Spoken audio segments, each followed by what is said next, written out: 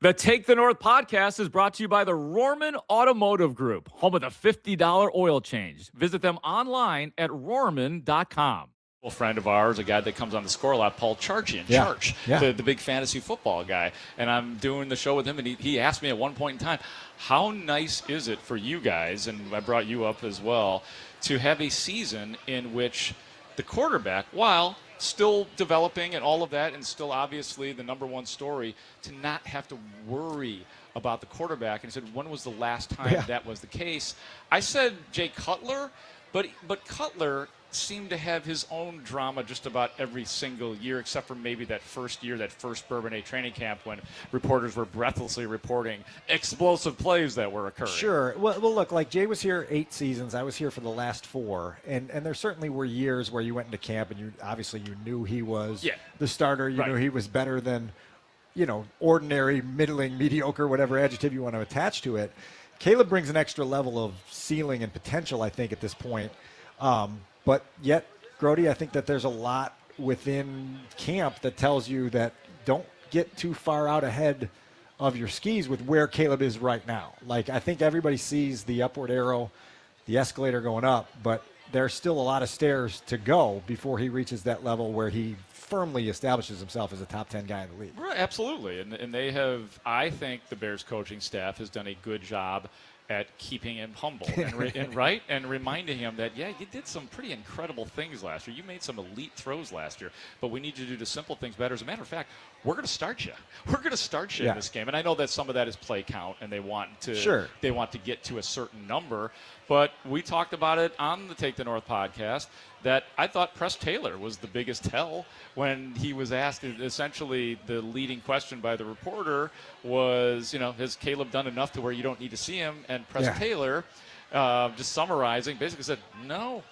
Right. Well, there's plenty he can still do. Well, and that's it, right? There's a work in progress thing here with taking the next steps and advancing your game as a quarterback. And within that first drive Saturday night, I think there were some plays where you're like, okay, that's beautiful. You're going to go in the film room, you're going to go through that play, and it's going to be like, great job, Caleb. And then there's a couple other moments where it's like, hey, let's talk about this, because I don't know that what you saw was what the coaches saw, and now how do we find it, kind of meet in the middle to troubleshoot, right, and find a way to do that. And there's obviously one high-profile example, too, from that first drive where it's a real deal where the quarterback and the coach have to get on the same page. Yeah, we're going to get to that in a second here. He's Dan Wiederer. I'm Mark Grote. This is Take the North Live. We are live at Gurnee Hyundai, 6251 Grand Avenue in Gurnee. We are going to hopefully get to talk to DeAndre Swift in a little while. Tyson Bagent is here. He is signing autographs. We have a great crowd out here. We got a couple food trucks out here and just a great audience and a great vibe out here in Gurnee. Again, we are streaming live on Twitch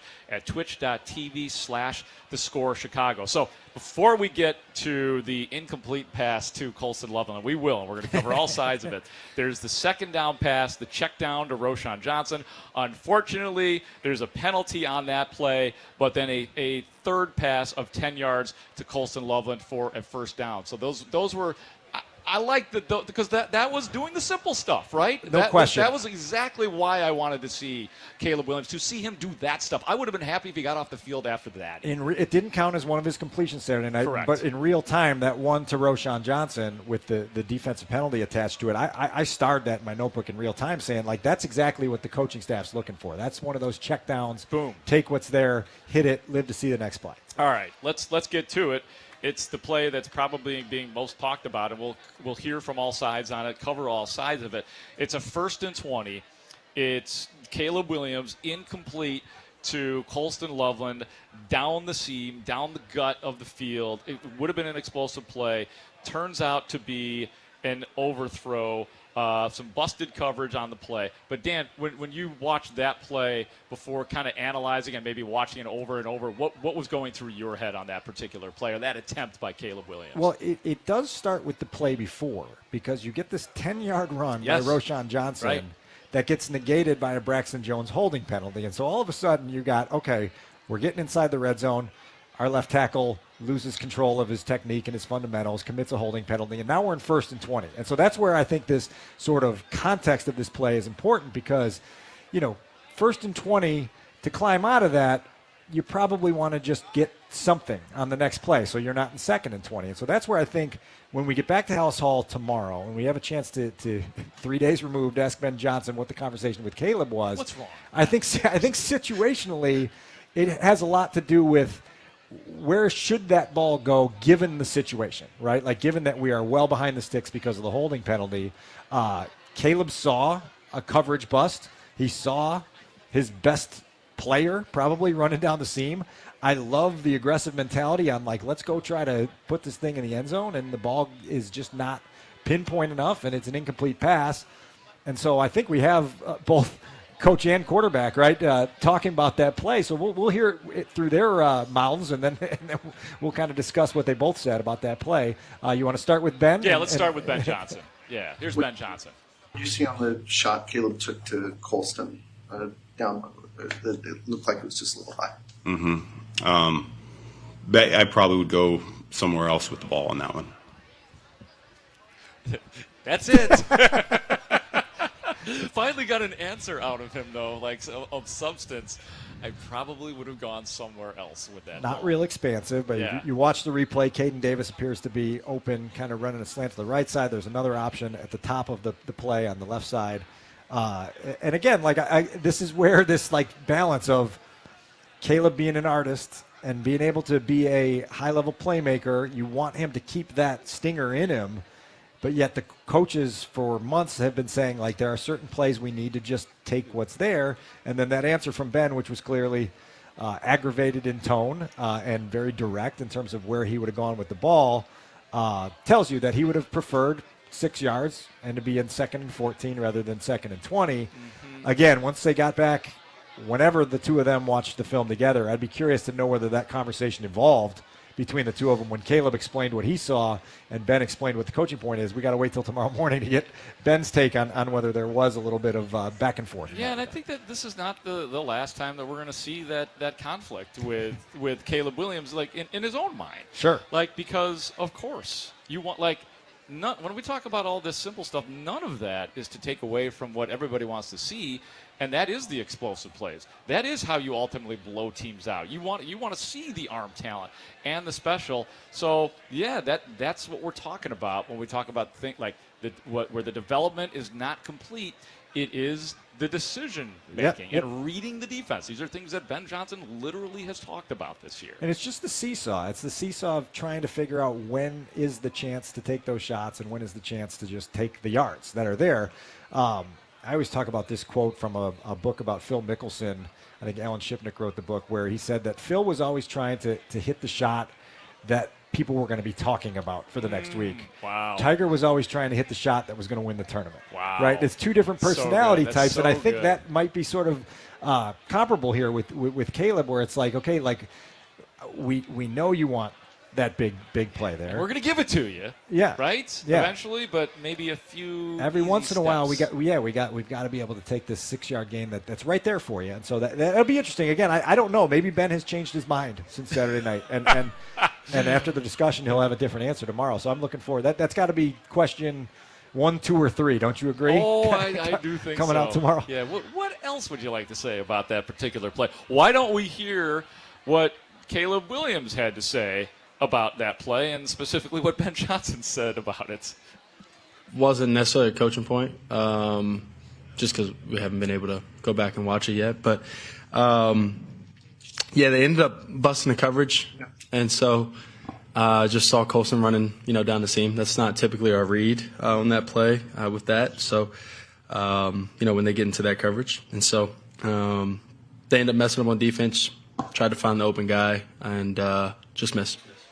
It's a Patrick Mahomes specialty, too. Yeah. When Patrick sees a coverage bust, how many times have we seen him go to his safety valve? No question. Travis Kelce. So, again, I understand. I agreed. Right? What Caleb Williams is trying to do, it's just, as Ben Johnson said, probably the wrong. There's some gray area here for sure, and it's going to be interesting to kind of feel that out. Again, I love that play from Saturday night because it's one example from an August exhibition game. We're going to have many more in the real games that count September through January where you're going to be like, okay, was the decision what the coaches wanted it to be? Was the play the right play. And I think the more that they get Caleb in the mindset of here's what we need from you in that specific instance, the better they're going to be getting this offense humming. And we talked about the first play of the drive. It's a very easy completion, and it's 18 yards, and then all of a sudden everything keeps flowing. And so that was a drive, right? Like it's the Bears' number 1 offense against the Bengals' number 2 defense, and you're sitting here knocking on the door of a touchdown that would have given this whole place the energy it needs during the preseason, and yet you settle for a field goal because your left tackle messed up, and then there was a little bit of crossed wires and whatnot. And so here we are with just that 9-snap sample size for the Bears offense. And I don't imagine that they will play Saturday in Nashville.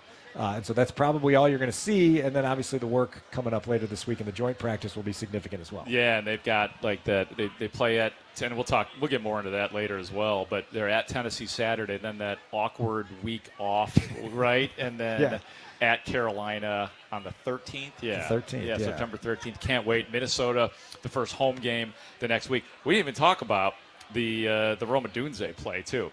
That's the 3rd and 20. Right. What I believe Caleb Williams referred to as a throwaway there. with the blitz coming on the left side, he said he basically threw it away. And I don't know if Rome could have done more to get position, but it did feel like in real time, and they did not say this, but for my eyes, a little bit of a miscommunication. But if he said he threw it away, he threw it away. Well, Rome looked like he got kind of tangled up with the DB as he was looking to come back to the ball. Could have been a penalty there. And then Caleb, from what I could tell, rewatching it from behind the quarterback, it looked like the linebacker kind of was undercutting right as he was going to deliver it, and he realized the ball was going to be in trouble if he stayed with where he was going to go, and so he kind of just slung it back inside and took an incompletion rather than throw a pick, which, you take him for his word at that, and you say, good. Don't put the ball in harm's way in that situation when you're in scoring range, and you've got points on the board as long as you don't screw up. And so, but yeah, again, that's a 3rd and 20 play, and it's an incompletion. It is what it is, and then Cairo comes out and gets you the 3. Yeah, and all of this to say, because we're going to do what we're going to do. We're going to hand out, stars and happy stickers when things are done well. But when they're not, we're going to, like we do here on Take the North, live on 104.3 The Score, we're going to tell it like it is. But it is still, and I know we've discussed this, it is just so different, this training camp, this preseason, literally relative to what we saw last year. Oh, it's night and day. And then there's 2 things there. Number one, it's just the overall operational cleanliness, right? Like, it's just so much cleaner. The other part of it is, I think you would agree that the bond between Caleb and Ben is at such a strong spot. Now, where there's a situation here where you just feel the growth of their trust. And that's going to be very important as they go forward. We are live at Gurnee Hyundai, 6251 Grand Avenue in Gurnee. Hello, how are you, Bears fan? Gee, we just had a Take the North fan just pull up here. She seemed extra fascinated with you, Dan Wiederer. Oh, thank you. Oh, thank you so much. We appreciate that. That's I like your Bears bag. Who do we have? Who do we have signed? Is that it's the bag. Oh, it's DeAndre and Tyson. How they doing in there? DeAndre Swift and Tyson Bagent okay? Okay, good. Beautiful good. thing, yeah. Great. Oh no, we're doing great. We're doing a little live radio here. We're doing our podcast. We got tacos over here. It's a beautiful evening on the North Shore. I drove past Great America. It got me excited. I'm thinking about doing a quick Raging Bull on the way home.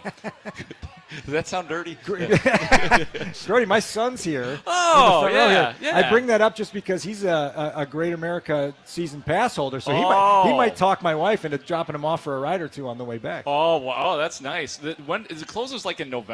Because I'm a threat to go this year. I'm trying to line it up with my nephew. You want to go to Fright Fest? Should we do Take the North from Fright Fest? Oh, heck yeah. I don't know if they can handle us, man. When was the last time that? Do you go on the ride still, Dan, or did you retire from? I haven't been to Great America in 25 years, probably. I mean, it's nuts. We went. The last coasters I was on was at Universal. I guess that would have been 2 years ago. And holy cow, it's different at this age than it used to be in your teenage years. Felt like a little baby coming off some of those. The Velocicoaster, forget it. The Velocicoaster. Never again. Never again. I seriously, like no joke, I've probably gone on the average about every other year for the last 20 years still, even at my middle-aged age. But the key is you have to have the fast pass. Like, I need to be escorted to – nobody needs me standing in line at those things, so I need to be escorted right to the front of the line. Take me back to the 90s. What is your go-to ride in the 90s? Wow, you ready? And I think it's still there, unless it – like I said, I haven't been, like, literally the last 2 years, the Demon. Oh, wow. The Demon. Like, that was, Demon's to me, still there? right? Yeah, the got Demon. thumbs up, yeah. And, and this is for the real olds out there. Do you remember the Whizzer? Oh, of course. The Whizzer. Yeah, everybody Right. remembers the Whizzer. It didn't really do anything. You sat with another person, didn't you? It was like a two-person in car. front of you. Yeah. It was. You hoped it was somebody that you were related to, right? Yeah, it was very awkward. I was partial to Iron Wolf. Remember Iron Wolf? Yeah, that was the first standing yes. coaster. What a ride! What a great ride! Is that no longer there? The stand-in one wasn't there? I think they got rid of that one. Yeah, Iron Wolf is gone. I think the Batman ride is still there. I think that's still a pretty sick one, where you stand in the cave and whatnot. There's all sorts of superhero rides over there now that I have no idea what they're all about. Well, maybe I can talk you into going at some point in time. But I plan on being there very soon. All right, here's what's going down. We are at Gurnee Hyundai. Again, this is Take the North live on 104.3 The Score. He's Dan Wiederer of The Athletic. I'm Mark Grote of 104.3 The Score, the Rahimi and Grote show, now 5 days a week on The Score. When we return, we've got possibilities here because we are awaiting. It does look like there's still many people waiting to get autographs from our Bears players that are here. DeAndre Swift is inside. Tyson Bagent is inside. We're hoping to have both of them on the Take the North podcast. But we also still have much to talk about this Bears game, and specifically the first-team defense. Sure. Getting some looks against the backups for the Bengals. I got good and I got bad for the Bears defense. So we will do that coming up next here on Take the North Live on 104.3 The Score. Okay, so you like doing your own oil changes. It's got to be cheaper at home, right? But is it really cheaper than the $50 full synthetic oil change at the Rorman Automotive Group? So to do it at home, you need to buy a case of oil. That's $35 to $60. A new oil filter, that'll run you about $5 to $25. A crush washer, whatever a crush washer is, a drain pan, an oil filter wrench, a socket set. You got to have all the right tools if you want to do it at home. Or you could just take your vehicle to the Rorman Automotive Group and get the $50 full synthetic lube, oil, and filter change on virtually any make or any model vehicle by factory-trained technicians and our state-of-the-art facilities. That's exactly what I did, and that's right, just $50. Offer is good at any of the Rorman Automotive Group stores, 10 locations here in Chicagoland. And for more than 60 years, the Rorman Automotive Group has provided consumers with the highest quality, new and pre-driven automotive products, combined with excellent customer service and sales. That is the truth. Also, leasing and vehicle maintenance services. Visit Rorman.com or any of their 20 store websites, including 10 stores right here in Chicagoland, to schedule your next service appointment online in real time for up to 7 quarts of full synthetic oil, available on virtually every make and model. See our website for exclusions. So absolute blast here. There's almost a little chill in the air at this point, Dan. I mean, it's a perfect night. The people are here. DeAndre Swift and Tyson Bagent are signing autographs. I am told that DeAndre Swift might be over here. Love it. Shortly. Great. So we will look forward. Can't wait to see him. Having a great camp, by the way, like legitimate great camp. Really has. He had a terrific year last year. We'll talk to him about that. Dan and I are fans of his and his work ethic and his tell it like it is sort of attitude. We'll find out what's going on with DeAndre Swift here in just a second. But in the meantime, in between time, let's continue to talk about the Bears' preseason loss to the Bengals, 27-9. We talked a lot about the offense in the first segment. We went through just about every single pass that Caleb Williams made in the game, because when you're 2 for 5 for 28 yards, you have the luxury of going through every single play. That's kind of a We're nice going to do thing. that for every pass all season. We're expanding the podcast to 3 hours, ladies and gentlemen, on our post-game episodes, which will be starting on September 13th from Carolina. Yeah. But the Bears in this game, you had the first-team defense against Cincinnati backups, Josh Johnson. There's the good and the bad. I'll get the bad over with first. The part that did bug me about the Bears' first-team defense was the third down issues. They allowed Josh Johnson and the Bengals to convert 3 key third downs. A 3rd and 14 where Josh Johnson 18 yards to Colby Young. A 3rd and 10 where the Bears were bringing the noise. They were bringing the heat. Dennis Allen had the blitz on. And you get a first down pass to Dante Myers of 14 yards. I believe Malik Muhammad was in coverage on that. And then Josh Johnson, a 7-yard run on a 3rd and 2. That was bugging me, Dan. Like those big plays that the second stringers of Cincinnati were able to make on those third downs. That ain't the way it's supposed to go. You just want to get off the field. I thought Saturday night for me was a reminder that this defense is not whole right now. We're not going to have Kobe Bryant maybe for the whole season. We don't know when Kyler Gordon's coming back. The front has been a concern for a while. The linebacking core, you got to find somebody that can be really an impact guy every week. And so right now, I think they need to find some answers going into the regular season on how this defense can be an upper-tier defense. I think we're in agreement that the takeaway numbers are going to be difficult to sustain. I still think they can go chase that number. Obviously led the league last year in takeaways, but you just need more impact, particularly in a game like that. Absolutely. I mean, and I think, and we'll get more into this. Yes, we are DeAndre Swift making his way to the booth here, but we'll get more into it. Some of the good stuff we saw with the defensive line, with Dayo Dangbo and Jervon Dexter, as we are looking to welcome DeAndre Swift. What's up, DeAndre? How you doing, man? Let's get this man's headphones on. I'll turn this on here. How you doing, bud? Good, man. How you doing? Oh, man, we got a huge crowd out here. Beautiful crowd. Yeah, beautiful. Good nice. vibes, huh? Great vibes. How was the autograph? Did you meet some pretty cool Bears fans? I did. It's always good seeing the Bears fans come out, man. It's always good seeing y'all. Bears Nation is something, man. I mean, you're entering your 3rd year here with the Chicago Bears after an absolutely excellent year last year where you had 1,087 yards, a career-high 9 rushing touchdowns, 10 touchdowns altogether, 16 games. The guy was healthy. The dude was durable. The Bears have a running back. He's DeAndre Swift, and he is sitting right here. But now that this is your 3rd year, describe Bears fans, if that is possible for you, because Dan and I have lived the lifestyle literally our entire lives. It's amazing. It's amazing to be a part of, just to see the passion that the fans have. Like, we feed off that as players, man. So when we go out there on Sundays and we see the energy that they bring, you want to, be good, play good for them, man. So it's always good to play in front of the fans. It's the passion, the energy that they bring.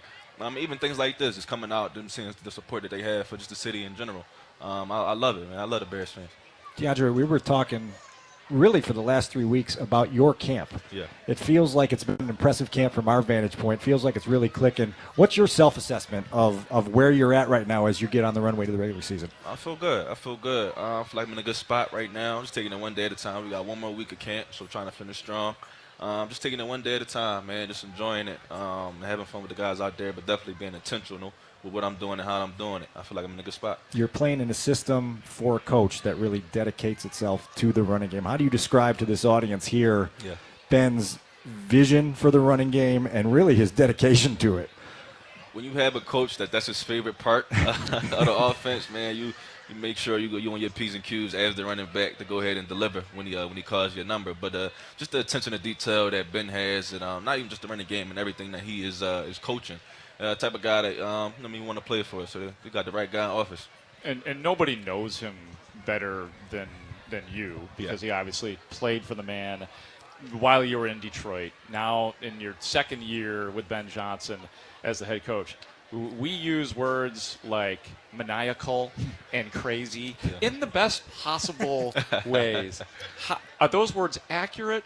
And how would you describe your head coach? And moreover, DeAndre, from offensive coordinator when he had offensive coordinator power, now he's got head coach power. That's a different kind of maniacal power. Yes, you could use a lot of words to describe Ben. I would say smart, man. He's one of the smartest football minds I've been around. He has a great personality, great character about him. He's actually funny when he wants to be. He got jokes, huh? When he wants to be, but he knows when to be serious and kind of get points across and things like that when we need to hear it. But man, he's a great person on and off the field. Somebody you can go talk to about life and whatever you need to talk to him about. But I love playing for Ben. You talked to us about the desire this season for you to get more explosive runs. Yeah. And Eric Studesville, the running backs coach, was telling us that it's not necessarily a jump that you need to make with speed or strength. It's really understanding the lanes and the angles of running concepts. How do you describe kind of what the next level for you to unlock is with finding a way to turn 8 into 30, 20 into 60? Just like you said, just being where I need to be when I need to be there. And it's all this little stuff, detail stuff. Like you said, it has nothing to do with the speed or the strength or the elusiveness or anything like that. It's just about when the opportunity does present itself, I need to be there when I need to be to make the most out of my opportunities, and that's something I will do. How different, DeAndre, is this camp right now relative to where you guys were last season? How much farther advanced are you in this training camp? As an offense or? Yeah, as an offense. Yeah, Ben Johnson, the offense. As an offense, I think we're a lot better than where we were last year at this point in time. And that's what you want to see going into the second year in the same system with the same coaches for the most part, same quarterback, same offensive line for the most part. So I think we're in a good spot right now. Still work to be done. Got a week left for camp, and it's taking it one day at a time, but we're in a good spot. What unlocked last year, because it was rough, the running game was rough in the first 4 games or so. The mini bye comes around. We're all asking questions like, do you need to bring somebody else in? And Ben's like, no. We got the right guys. And then after that, you guys blast off. You had some huge game. The Philadelphia game obviously was just glorious that you guys did what Walter Payton and Matt Suhey did with you and Monungai both having the 100-yard games. Can you describe to us what was unlocked and has stayed unlocked seemingly since about week 4 last week? Yeah, internally, we all knew it was only going to be amount of time until we clicked as an offense and as a offensive line unit and us backs just being on the same page as far as the run game goes. And it takes time when you have new people, new scheme, and things like that, and it all comes together. It doesn't just click overnight. Sure. So, but being in the second year in the system, we kind of know what we're doing, what's expected of us. So I'm excited to get this thing rolling, man. I can't wait. We talked about your head coach, but it felt like last year there was an established culture as well in terms of the mentality every day. And it feels like, as much as my time on the beat, 14 years, that there's never been a locker room this driven to meet the demands of the coaching staff. How do you describe the group and the collective mindset that's in that locker room right now? It's man, Ben sets it, and then as players, we follow his lead, man. Everybody's brought into what he's been preaching and selling since he got in here. And we understand we need to go through them hard days and grinded out days to get where we want to go and get this city something to be proud of, man. So that's our mindset. That's our goal each and every day. Go ahead and get better to put a great product out. That's not always easy within the grinded out days, is it? Not at all. Not at all. Nothing we're getting is not going to come easy. You know what I mean? So head down, grind each day, taking one day at a time. Last thing, and then we'll let you go. It seems like there's some great depth in that running back room. I know Kyle Monungai is out. Hopefully he'll be good to go. We know that he's week to week, but Savon Ahmed, Roshan Johnson was looking good. Britton Brown. Yeah. What about the depth in the running back room? And you're the top dog, obviously. It's amazing, man. We got a selfless group, great group of guys that can do it all. Man, any time one of the guys get an opportunity to go ahead and showcase their abilities, they do so. So, it's a great group. That's a great way to put it. They get their opportunity, and they make big runs. It's a beautiful thing to see. Good luck to you, DeAndre Swift. We'll be seeing you in the locker room, but we really appreciate you coming out here to the table. I know the people here at Gurnee Hyundai appreciated you signing autographs. And go Georgia Bulldogs, too, man. Oh, yeah, go Dogs, always. Thank y'all. There he is. Big hit. That's your starting running back for the Chicago Bears. It is DeAndre Swift right there. Are we breaking or are we bringing in our next guy? Okay, we're going to take a break. We are going to take a break here on Take the North Live at Gurnee Hyundai and live on 104.3 The Score. And then right behind us, there's a quarterback sitting there. It's Tyson Bagent. We are thrilled to have him join the table next. Quick break, and we'll be back with Tyson Bagent on Take the North Live. Dan Wiederer, Mark Grote on 104.3 The Score. It is quarterback Tyson Bagent, ladies and gentlemen. Yes, sir. How you doing, Tyson? I'm great. Thank you guys for having me. Thanks for being here, man. Absolutely. It means a lot to us. Absolutely. It means a lot to Gurnee Hyundai. How are the Bears fans treating you inside? We asked Swift the same question, but you guys had a long line of people looking to get autographs. Yeah, I mean, you know how it is. There's a couple oddballs in there, but other than that, everybody was wonderful. It was one of them, that guy right there? Yeah. Juiced up. He's Juiced up. He looks like he's been doing burpees is what he looks like. He's been doing the juice. Burpee broad That's jump. what it looks like. that is very possible. How has actually first we should ask you about you. How are you? Is it the hamstring? I know our good friend Mark Carmen was reporting that you had a hamstring issue coming out of the first preseason game. Can we confirm that? And how are you, sir? I'm doing great, and I'm ready to go. So I'll be practicing tomorrow. So everything is all good. Full go. Everything's no good. limited, no funny Nope, stuff. everything's great. Okay. Yes, sir. It had to Appreciate you asking. It did. It had to crush you, like to not be able to probably go through your usual workout regimen and have to take it easy for a little bit. Yeah, while. it was weird. A little bit miserable, meetings and stuff happening, and you not being able to be present. But the training staff did a great job getting me right, and now we're ready to get back on to right where we left off. Awesome. So you're good for Saturday? If yes. Okay. Yeah, all right. yeah, that's yeah. a good deal, right? Because Yes, August is the stage, right, Tyson? 100%. It's the chance to push it forward.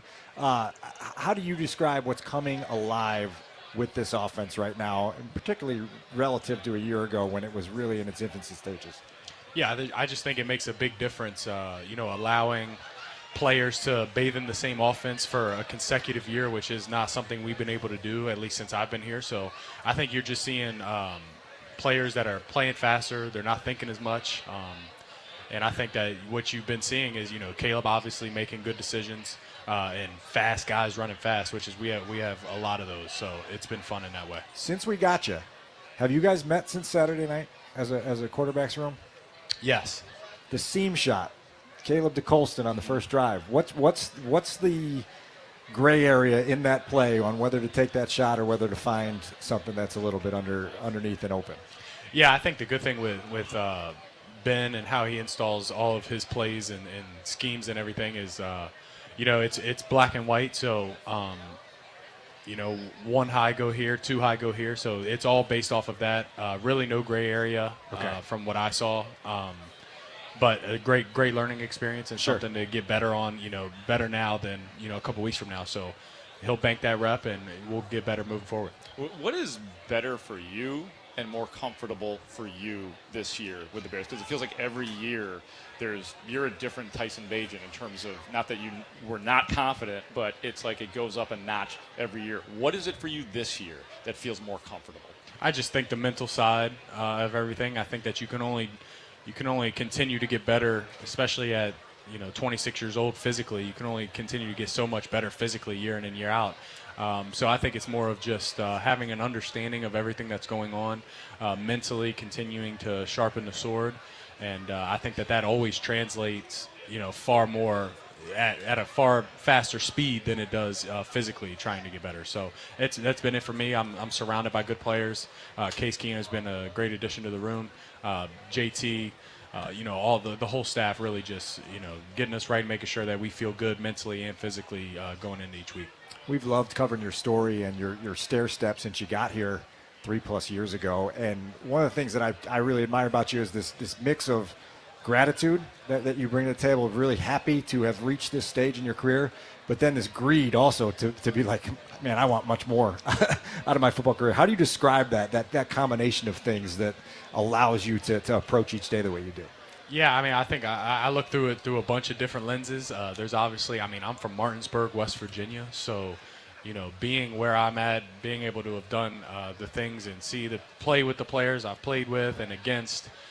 When I look at it through that lens, that's where the gratitude comes in to play. Obviously, you look at the statistics with how likely people are to make it professionally in whatever sport that they choose. So when I look at it through that lens, I'm extremely grateful. And then there's the other lens where it's just barking at me that I'll never be as close to doing something spectacular as I am right now, during my career. So that's the other lens where it's like, continue to get better, continue to be as hungry as ever, and continue to try and execute the X's and O's, just how the coach draws it up. So there's a lot of different ways to look at it, but you got to try to stay on that hungrier side more than you maybe want to, just if you're still trying to get places you haven't been yet. Tyson Bagent here on Take the North Live on 104.3. The Score, that's right, give it up. Live at Gurnee Hyundai, Wiederer and Grote here, like you said, Martinsburg, West Virginia. the Shepherd Rams, the team for which you play. Now, a little birdie told us, perhaps your dad, that the stadium is being named after you. Is this correct? The Tyson we'll Bagent see. Stadium? It's still Ram Stadium right now, but we will see whether they do or don't do it. The fact that they even thought about it, I mean, my goodness, I've been going to Shepherd University games since I was 8 years old.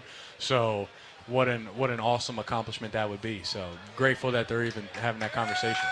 So Shepherd's opening. Yeah. It's pretty I looked cool, it up. man. They're opening against Frostburg State, and it's our understanding that a Bagent will start at quarterback in that game, most likely. Let's go. Ezra Let's Bagent. go. Got to get correct? them back. Yeah, got to get them back. Frostburg, they got us last year, week 1. So, I think that game's probably at Ram Stadium. So, it'd be a good opportunity for Coach McCook and the boys to get them back. So, looking forward to that. That's if I'm free, I'll definitely be there. Excellent. Nowhere else. And you I'd gave rather be. a commencement speech as well. I did. What Yeah. what was the message there? Did you have some jokes? How did that go? How did that feel? I had man? a couple jokes. I had a couple.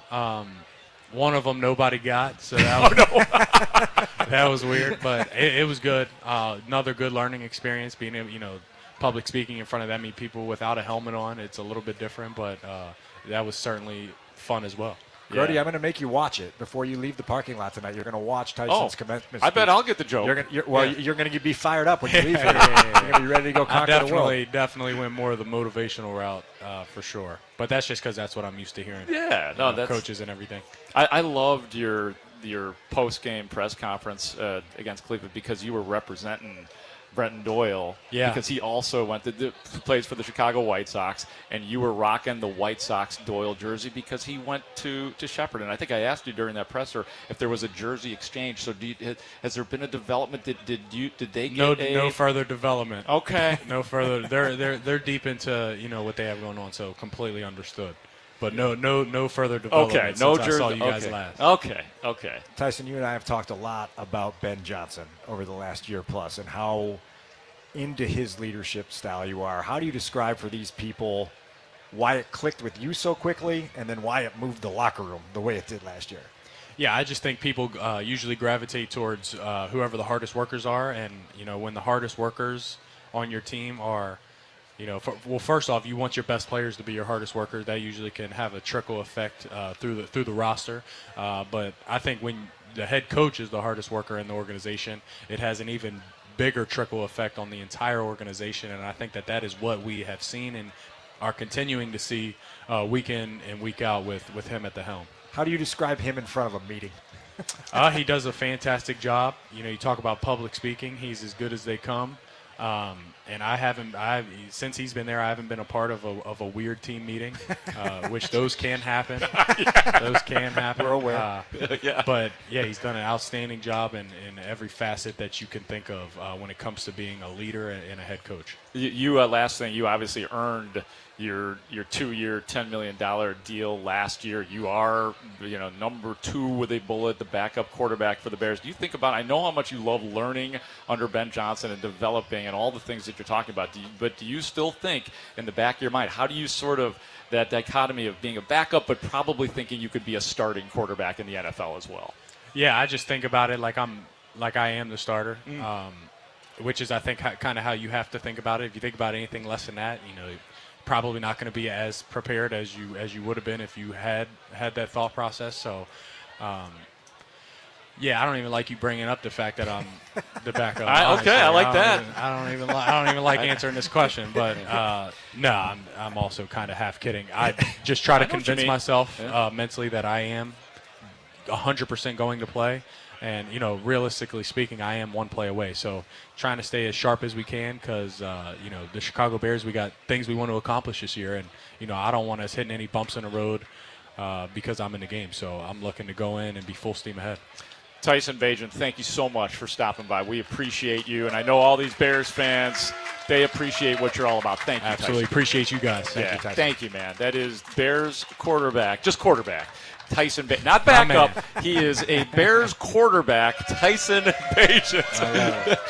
He's Dan Wiederer. I'm Mark Grote. This is Take the North Live. We are indeed live at Gurnee Hyundai, 6251 Grand Avenue in Gurnee. Thanks to all the people out here today. Thank you guys for being here. What a great crowd on a beautiful night on the North Shore. I think we undersold how fantastic those guys were going to be. They were awesome. It was great to visit with them and get the insight. And do not refer to Tyson Bagent as the backup quarterback.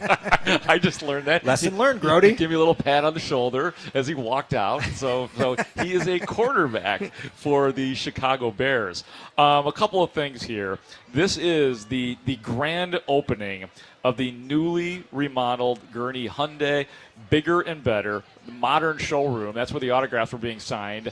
I got to walk around in there. It's glistening, it's clean, it's wonderful, it's comfortable, it's large, which makes it feel even more comfortable. Now with 24 service bays to get you in and back on the road fast.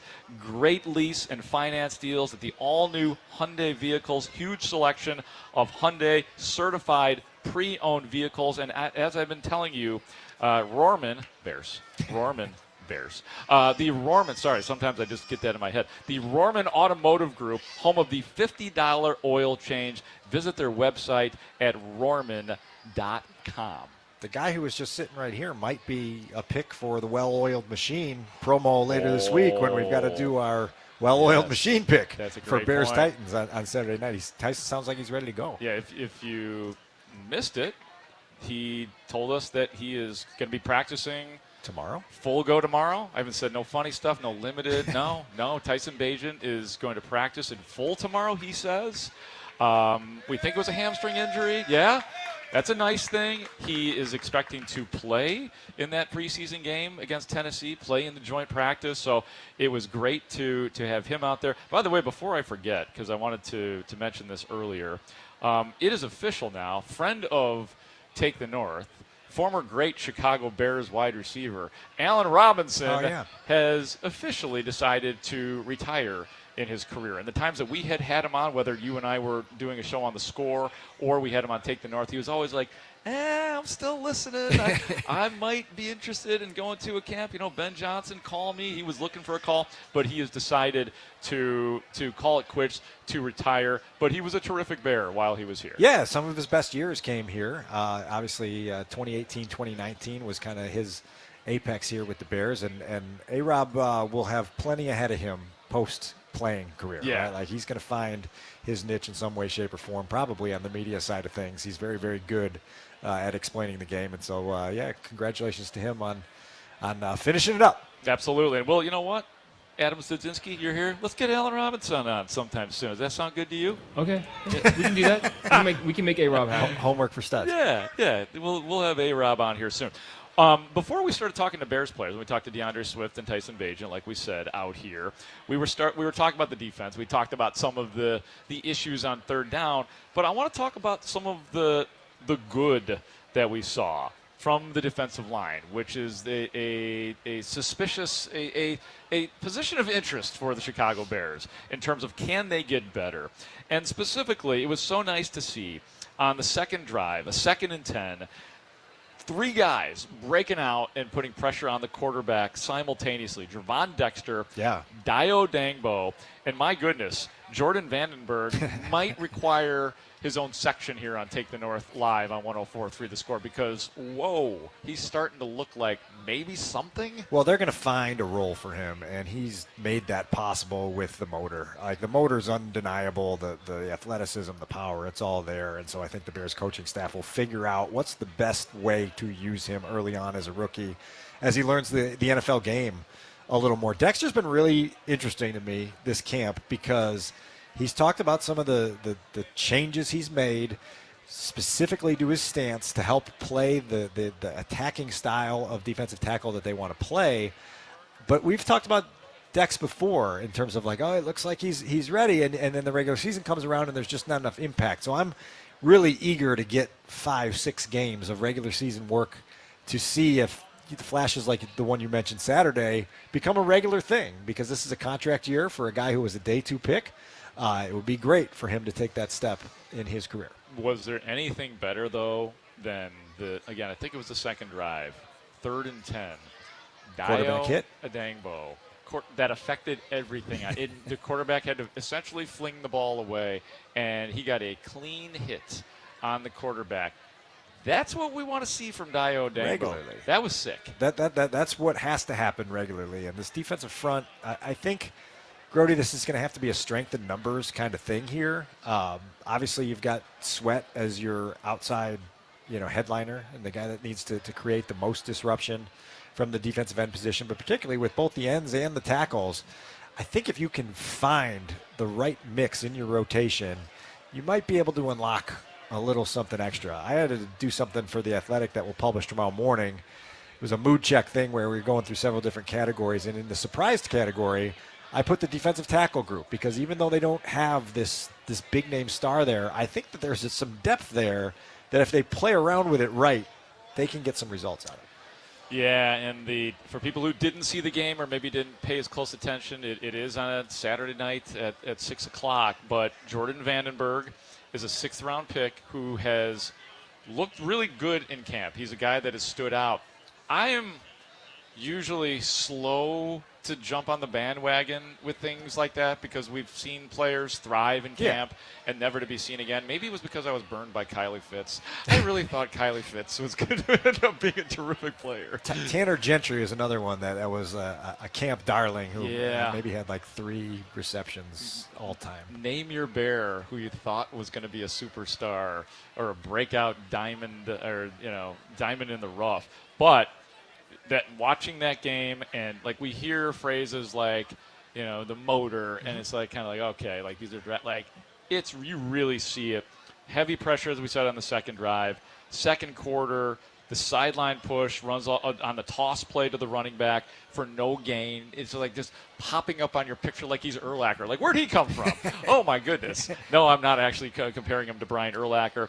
In the third quarter, we saw some really nice closing speed, full pursuit, just like, boom, there's Jordan Vandenberg. And I know you just said that, like, that they're going to find a place for him. I'm trying to contain my excitement, keep it in perspective, but boy, would it be nice to see him be somebody who is good enough to be part of the regular rotation and a young player while you do have these questions about the other guys on the defensive line. And that's where this gets really interesting this week because Sunday night, 5 o'clock, the Bears have to submit their initial 53-man roster to the league. Here we go. And so you've got this defensive tackle position where I think last year they went into week 1 with 4. I need to have some urgency here tonight to do some things both as a back and on teams to keep my locker here at Ellisall. Well, and Savon Ahmed looked good carrying the ball and playing special teams as well. So there's kind of a low-key, really good, while we focus on the shiny objects that are going on, and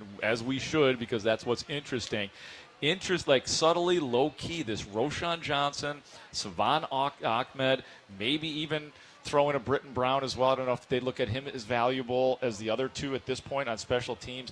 That's kind of interesting to watch, especially with the week-to-week status. There's not been an update on Kyle Monunga, right? We are week-to-week with him, and you don't have a gut feeling on that at this point? I don't know. Yeah, no, I don't. And so week 1, right, like you're going to have to figure out who your RB2 is if Monunga can't go. And then, this is one of the things where with all these injuries the Bears have had, they all have a ripple effect on special teams. And so you're putting that puzzle together as a coaching staff.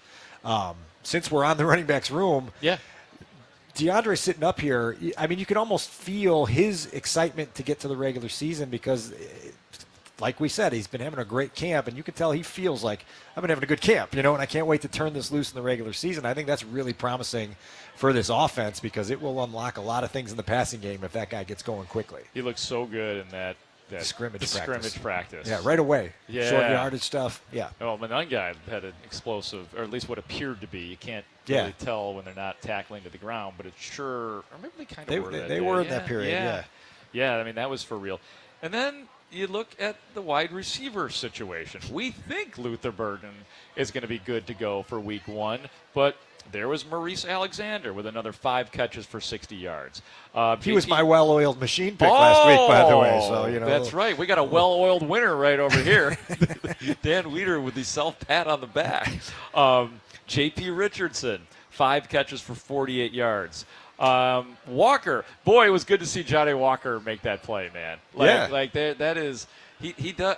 There is a flair for the dramatic when it comes to Jahdae Walker. No wonder he and Caleb Williams are such close friends. It was so funny. Last week we were talking to assistant head coach and receivers coach Antoine Randall, and the conversation was first about Khalif Raymond and kind of the infectious enthusiasm he brings into that receivers room. And then it pivoted to Jahdae, and Antoine was kind of like, Jahdae's got a different kind of enthusiasm. He's got kind of the enthusiasm where you got to kind of corral him a little bit. Like Khalif gets the room going, and Jahdae's it's like, hey, we got to keep this, And you feel that every time you're with Jahdae. It's a very hyper excitement that he has about him that I think it's partly what won him a roster spot a year ago, right? And so when he goes out and makes those plays the preseason, and then was ready for his opportunity late last season. That's a guy who I think they believe has a lot more to go in his career. Yeah, and hopefully he takes the next step, and then we don't have to wait until week 13 or 14 or whatever it was when he actually played last year that he does.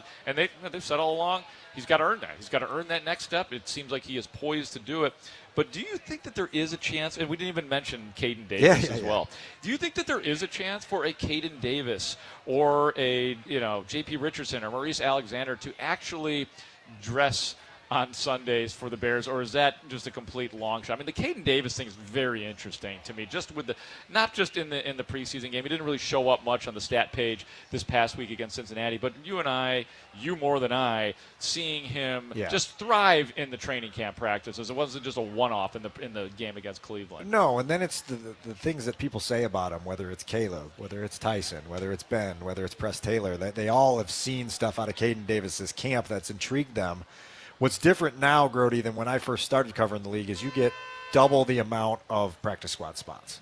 So whereas it used to be 8, I think we're up to 16 now. And so you mentioned a number of names there that are going to be easy to just stash in the locker room. Sure. J.P. Richardson, Maurice Alexander. These are good football players that will probably have to live in that practice squad shadow until the roster turns over with injuries and other things that gives them their opportunity. But I think the Bears overall feel great just about the number of guys they have in that room that have shown skills that can translate in Ben's offense. All right. Coming up next here on Take the North Live on 104.3 The Score. If diehards of the podcast of Take the North may recall that we had a list of 5 players / things that we wanted to do the training camp eye test on. Yeah. So when we come back, why don't we review those things and see what kind of progress that we are making on those particular things. That's what we're going to do next. We are live at Gurnee Hyundai, 6251 Grand Avenue in Gurnee. It's just been an absolute blast out here tonight. We thank everybody who came out here tonight, and we are blessed with good weather. Take the North is presented by the Rohrman Automotive Group, and we thank them especially for the $50 oil change. We've got more coming up. Take the North Live. Dan Wiederer, Mark Grote on 104.3 The Score. Well, what do you think if we just had a tent party every Monday through the end of the playoffs? I would absolutely love that. Outside in January, we'll just roll out here in the parking lot. If they're all like this, and the smell of the taco truck, grilled cheese truck over here. Oh, wait a minute. Yeah, that's a grilled cheese truck. Don't shortchange the grilled cheese truck over here. Oh my goodness. There was some Ben and Jerry's in the back. I saw people walking around with ice cream too. Yeah. Oh, that is great. Yeah, no, it's been a great night out here. Everything is new and fresh at Gurnee Hyundai. I would love our friends from Rohrman. Got to hang out with Ryan of the Rohrmans a little bit earlier. Just been a great night out here for us in Gurnee. All right, let's get back down to business, though, here. Dan, you had your list of the 5 players and things that you wanted to see, that we wanted to see happen during training camp, the eye test for us, from what we could see and witness and observe on the sidelines of Hallis Hall, on the backfields or the near fields or inside the Walter Payton Center. Let us start with numero uno, Caleb Williams's ball location, which we talk about a lot. Yeah. Just ball location. How's your ball general. location tonight? Yeah, we ask that randomly to people. How you doing? How's your ball location? Is yours good tonight? Real Mine's good. Yeah, perfect. Look, this is going to be a talking point all season. The coaching staff's made it very clear that Caleb has to be very precise with where he puts the football. It's not just completing passes. It's completing passes so that the maximum gain is unlocked. I don't think it's been perfect through camp, but I think there's been added emphasis from Caleb on trying to get it right, which I think is a huge step. And JT Barrett told us a week ago that he's seeing moments, even if it's routes on air, where Caleb throws a pass that isn't necessarily where the coaches want it. And before they can say anything, Caleb's correcting himself and saying, I got to put that in a better spot. That's a huge step for a quarterback to understand that little bit of it. And JT Barrett talked about spending time around Drew Brees in New Orleans as a player and seeing Drew complete passes and immediately go to the receiver and say, I've got to give you a better ball next time. Right? And so, that's, I think, this next step for Caleb. And so I've been encouraged by what I've seen in camp. While he's making strides and improving it, he's showing daily dedication to understanding that that's a priority for this coaching staff.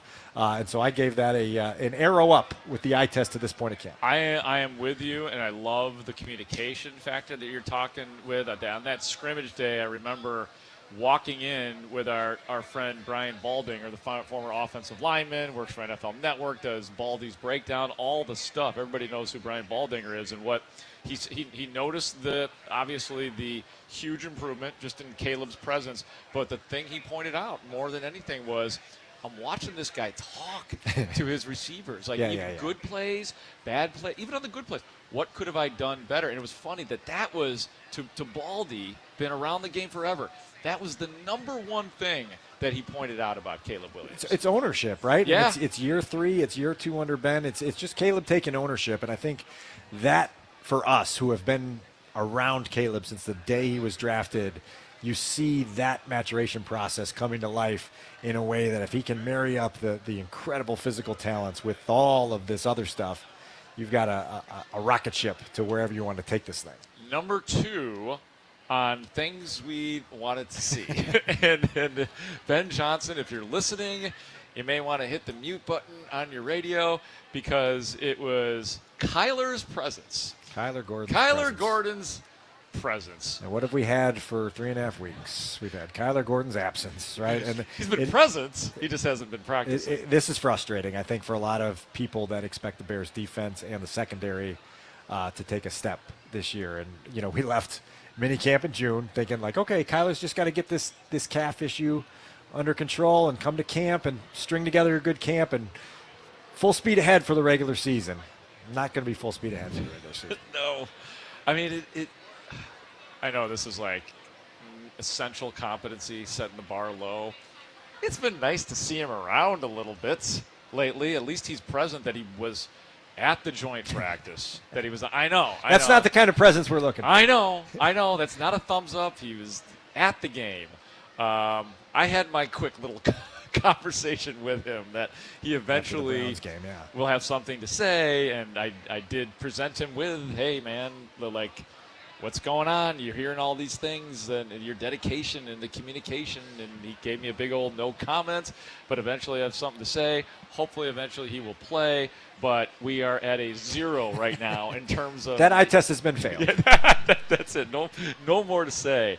But my goodness, do I hope that... By the way, I guess it is Malik Muhammad, the primary guy. It feels like that's where it's trending. Right. To play slot corner in week 1, right? I mean, we've come a long way with that because from Dennis Allen early in camp, not telling us no on Malik Muhammad, but saying, guys, this is a really hard position. Not necessarily have expectations, but since then it's we're seeing him on the outside, but we are seeing him play that position, and we're seeing the good, we're seeing the bad, as we would expect. Well, and don't forget, it was mid-May at OTAs when Muhammad started sprinkling inside there, and it was okay, what's the experiment here? And now you understand why the Bears coaching staff was all about going through that experiment in the spring to make sure that they had contingency plans ready. And to Muhammad's credit, he's embraced the challenge to this point. And obviously, as Dennis Allen told us, there's going to be a bullseye. They're going to go after him a lot. But he seems like he's ready to accept that challenge and see what he can do with it. Yeah, we'll see. I love the player. I love talking to him, and he's kind of got this, hey, man, I'm a rookie. What do I have to lose? He understands he has something to lose, but I'm going to just play freely out there. And it feels like that's what he is doing. He is doing what he is doing with confidence, even if he's imperfect. All right, next thing on our list of 5 things that we needed the eye test to prove to us, or things that we wanted to see in training camp 2026 for the Chicago Bears, Braxton's confidence. That would be Braxton Jones, who is in a left tackle competition right now. It feels like deja vu, because I know you bring up that day last year when it was like, Ben, are you ready to name a left tackle starter? And it was like, we're going to go with Braxton. Yeah. And it wasn't real confident. It feels like we're headed to that same verdict coming up here in a matter of days. Repeat. Whether Absolutely. it's this week or next week or some point. I thought Braxton started camp and looked like a more comfortable, confident player. He looked like he had gained something over the offseason, being healthy, regaining the trust in his left leg, getting power, marrying that up with his mind. And then he had that little knee issue that sprung up and kind of sidelined him for a week. And then, so you have an interrupted camp, and then you get out on the field on Saturday and you commit a penalty that kills a drive. And there's just these flashes of inconsistency that are like, oh, man, like this is serviceable level left tackle play for a team that wants to have excellent level left tackle play. It really messed things up, because you're right, Brett. It was like, here you are healthy. Did Ben Johnson's talking about, what did he say? He's all jacked up. Yoked up, right? Yoked up. Yoked up. That's the word. I couldn't come up with that word on the score today. Yoked up. He's all yoked up. He's healthy, because I remember talking to him last year, and how he was kind of lamenting, like, hey, man, I'm out here trying, but I am still learning to trust the injury. And here he goes again. In that game, I thought it was interesting. He played left tackle. Theo Benedette got a crack at it. I don't know. I know Wills was on the right side, Jedrick Wills. I don't know if he... And then Amagaji played late in the game at left tackle. Yeah. And we talk about roster cuts coming later this week. Uh-huh. Somebody there is going to be chopped. I mean, there's no way around it. You look at the depth that you're trying to build on your offensive line. You've got Logan Jones as a backup. You've got Luke Newman as a backup on the interior. It feels like Theo is going to get a vote of confidence from this coaching staff to try to figure out a place maybe as a swing tackle. And so now you got a 5-man competition for left tackle. You can't keep 5.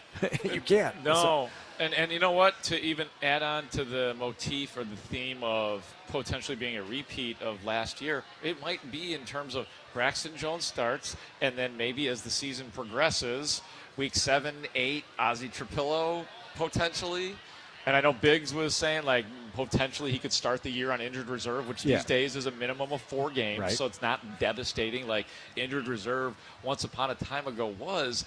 But that, unless Braxton just comes in and he's excellent and you don't want to replace him, we could be looking at a repeat altogether. But hopefully Ozzie Trapillo gets more than, 6 or 7 starts last year at left tackle. Yeah. And so, again, the revolving door there has got to stop spinning at some point. Yep. All right. Move on. I like this one. I feel pretty good about this one, Dan. Rome's explosion. Eye test passed for me. Yes. And look, like the thing that is great is that with all the injuries we've talked about in late July and August, we haven't mentioned Rome Odunze's name once. Nope. He hasn't missed a practice. Knock on whatever you got around you. Wood is wood, whatever is there. Yeah. Balsa. And there's just sycamore. Like I don't know. Is this walnut? Maybe. A little maple, a little oak. Faux How you oak? liking these wood references, Studs? You liking it? How's that going? Pretty good. Cherry tree. Yeah. But anyway, like Rome looks like Rome again, Yeah. and so the worry about the new normal and the foot injury seems like it's in the rearview mirror. And then what's really fascinating to me, Grote, is the Bears have seen him make some of these contested catches that he was known for coming out of college. And then you've heard from both Ben and Press Taylor of like, okay, he's showing that, so how do we get him some more opportunities where he's in one-on-one situations and we just give him a chance to go win?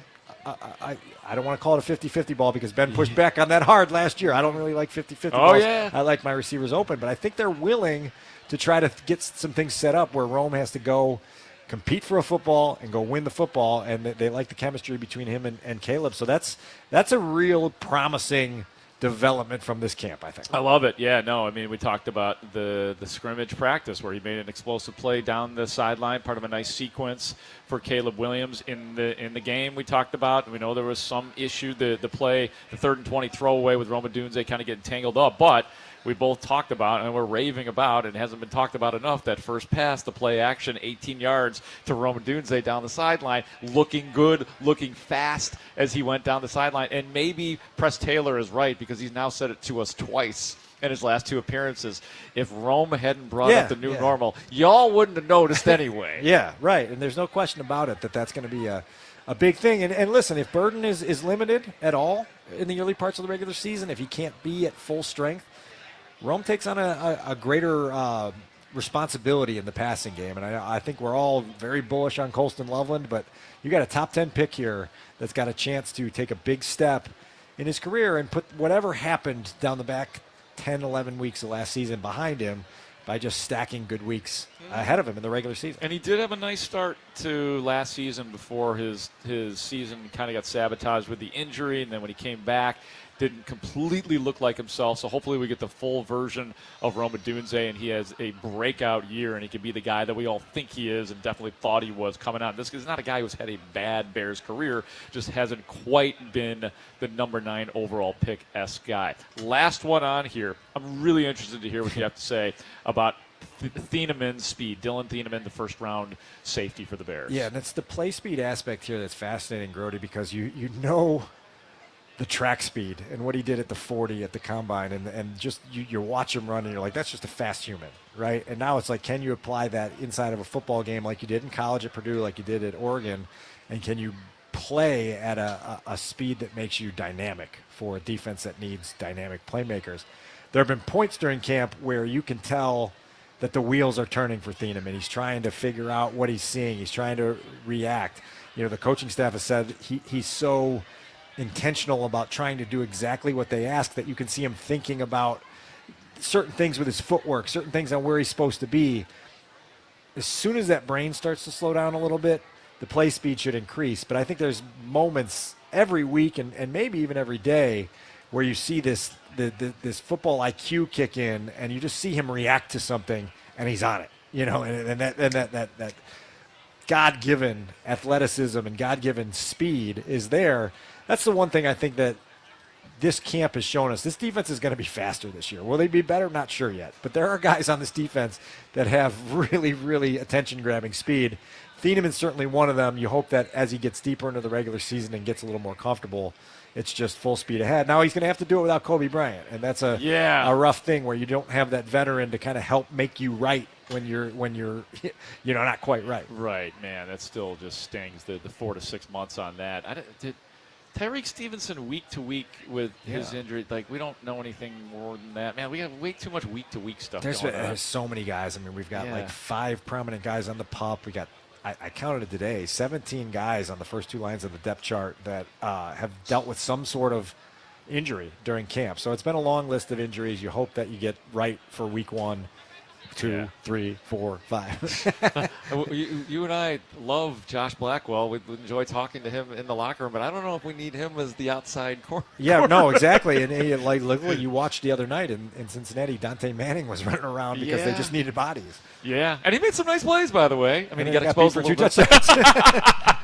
Why do you got to go negative, Weeder? I'm with you on that. It's just it shows you the battle these guys face. Oh man, we have been having just a blast of a night out here at Gurnee Hyundai, 6251 Grand Avenue in Gurnee. We have just a few minutes left. One more segment. There's a whole Cubs game to be played tonight. What? Still, yeah. I got baseball to watch. I got a whole show tomorrow talking about baseball and Bears. They outscored the Mariners by like 16 runs in the series and didn't win the series. Oh my God, 19-2. The Cubs beat the Mariners. There were 2 grand slams in the game. Ian Happ had a legitimate grand slam. I love Pedro Ramirez, but he did hit it off the backup catcher. Fair. So, which actually is a difficult task when pitchers come in and there's no velocity. Like, think about it. The the Cubs could not figure out Urquidy of the White Sox the other day, who's throwing 87-mile-an-hour fastball. So actually, you know what? I'm sorry, Pedro Ramirez. I give you all the credit in the world for hitting that grand slam off of the backup catcher for the Mariners. But we'll take our final break, come back, say some thank yous. We'll also set up this week for the Chicago Bears and the joint practice, and just really set it up out here in Gurnee. It's Take the North live on 104.3 The Score. No, this has been an absolute blast. As a matter of fact, because I don't like to rush the credits, let me give some thank you. First of all, thank you to you, Dan Wiederer. Thank you, Mark, for being you and bringing your family out here tonight. It was great to meet your son and your wife. Did he got a couple autographs, I assume? I think so, yeah. He definitely got the ice cream. That's really the most important part. But been a blast to have Adam Stadzinski out here with us. They let him out of the studio. He's been hanging out with us here tonight, which is beautiful. That's right, Studs. Yeah, Adam Stadzinski, ladies and gentlemen. Absolutely beautiful.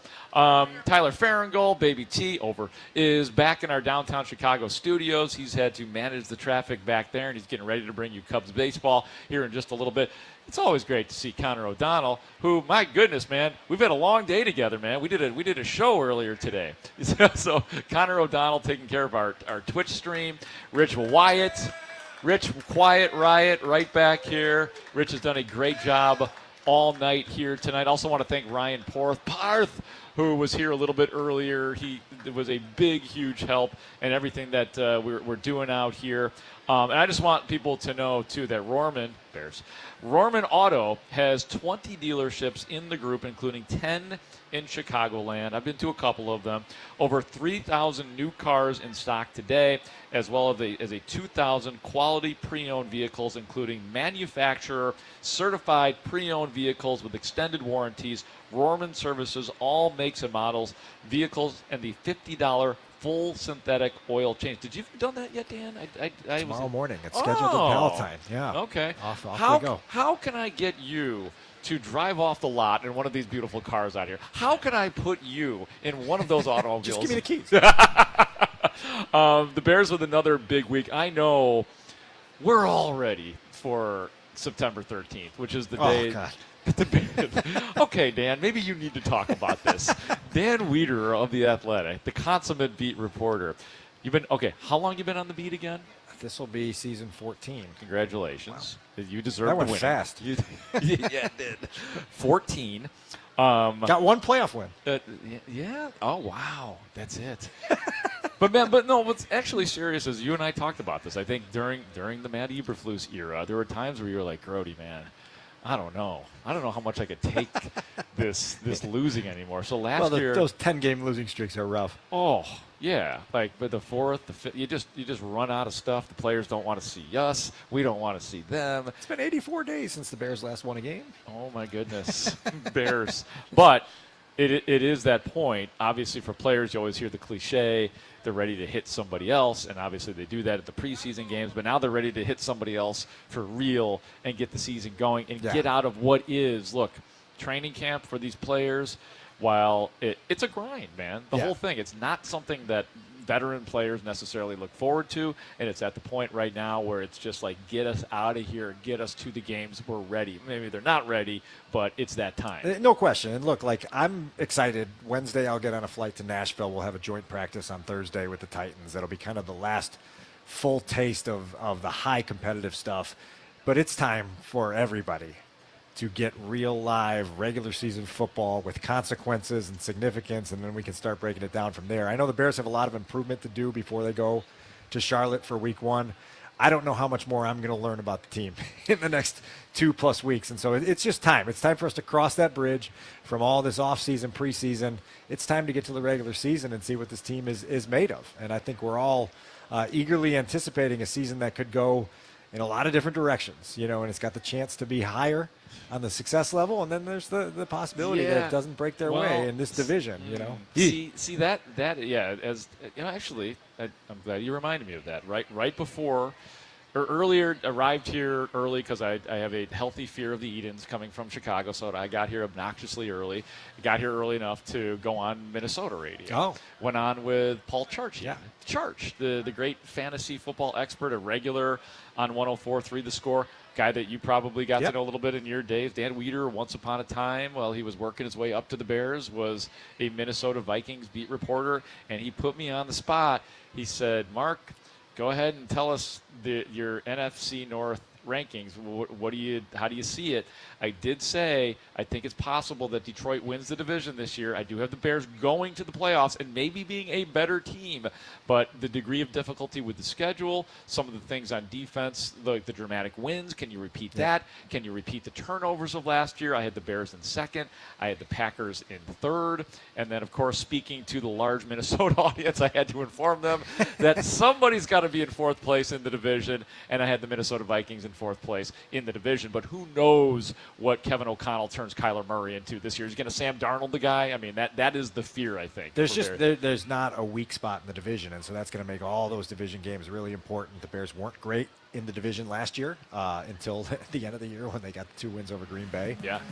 But look, like it's an uphill climb for sure, and they've got to be ready for it. Yeah, we got to get out of here, which is sad because we've had so much fun tonight. I also want to give a special thanks to Matt and Emily. You guys did a great job of our Score Promotions team. Yeah, give these guys a big hand. It's been a blast. Hopefully we will be back again. Thanks to the Rohrman Automotive Group for making all this happen. Thanks to Ryan Rohrman and all of the Rohrmans and everybody here at Gurnee Hyundai. It's been a blast, Dan. Always fun to perform the Take the North Live podcast with you, sir. This is the first time we've done Take the North Live outside the studio. So here we are in the wild, as you said. So let's do more of this. This is a lot of fun. And thanks to all of our fans. Thank you so much. Thanks to Take the North fans. Thanks to Score fans. We appreciate you. Cubs baseball is coming up next on 104.3 The Score.